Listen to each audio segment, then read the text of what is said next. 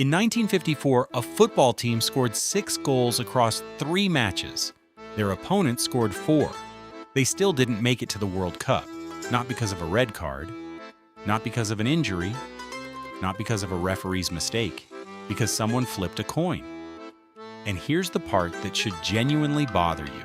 This wasn't some small, forgotten amateur match. This was a real World Cup qualifier.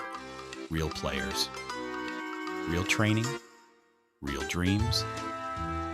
All of it erased in about 2 seconds in a locked room, with no cameras and no fans watching. Quick thing before we dive in. If stories like this get you, the ones that sound too ridiculous to be real but actually happen, this channel is basically built for you. I dig up the strangest true stories in sports history every week. So if you're new, subscribe now, because trust me, you do not want to miss what's coming near the end of this one. Okay? Rewind to 1954. The World Cup is still young. Only a handful of tournaments have ever happened. And back then, the rule book is nowhere near as thorough as it is today. There's no penalty shootout. Second leg Istanbul, March 1954. This time it's Turkey's turn, and suddenly their defense looks unrecognizable. They shut Spain out completely and win 1-0. Now here's the problem. Add up both matches and Spain is still ahead on aggregate, 6 goals to 4. In a modern competition that settles it instantly, Spain advances, no debate. But in 1954, FIFA had not locked in an aggregate rule for these playoffs. The two results essentially cancelled each other out, and Spain and Turkey were considered level, which meant, almost unbelievably, they had to play again. A third match, same 2 teams, 1 game to decide who gets to go to the World Cup. This is where it turns almost cruel. The third match is played on neutral ground in Rome on March 17, 1954. 90 minutes pass, still level. Extra time is added, still level after extra time. Final score, 2-2. 3 matches played and 6 goals for Spain and 4 for Turkey across the tie.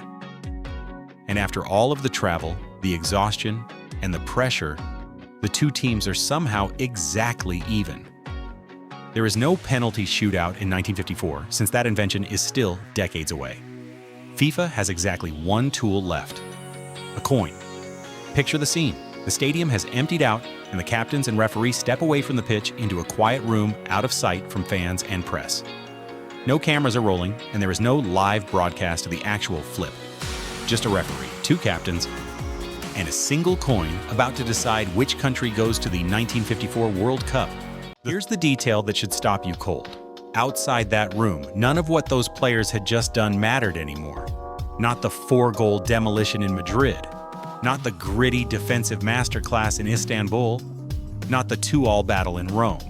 Every ounce of that effort came down to a 50-50 guess made by 1 man in a locked room.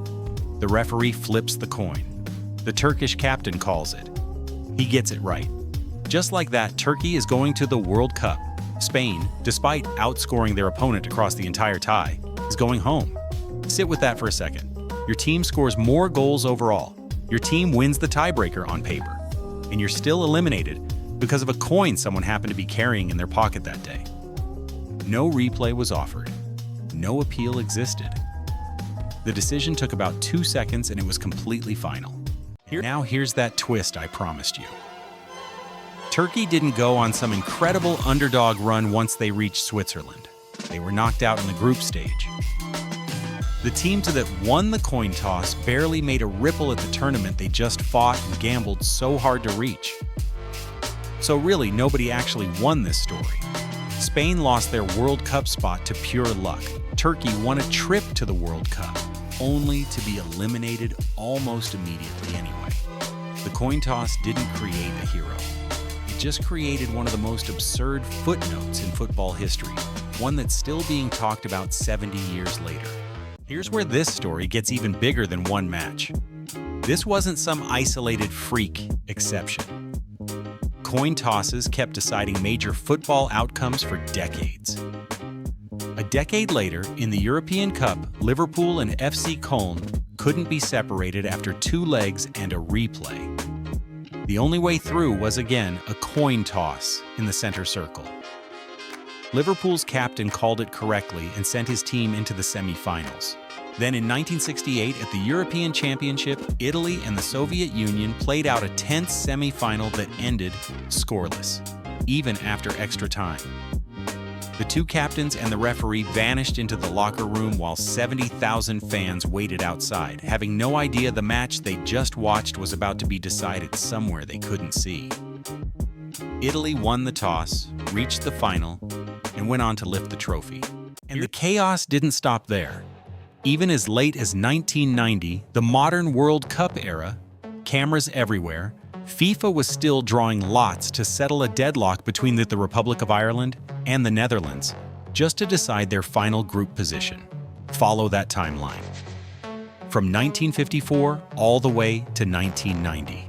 Nearly 40 years where at the highest level of world football, a coin or a drawn lot could outrank everything a team had actually done on the pitch. This is one of the biggest reasons FIFA was eventually forced to evolve. First toward goal difference and head-to-head records, and eventually toward the penalty shootout we know today.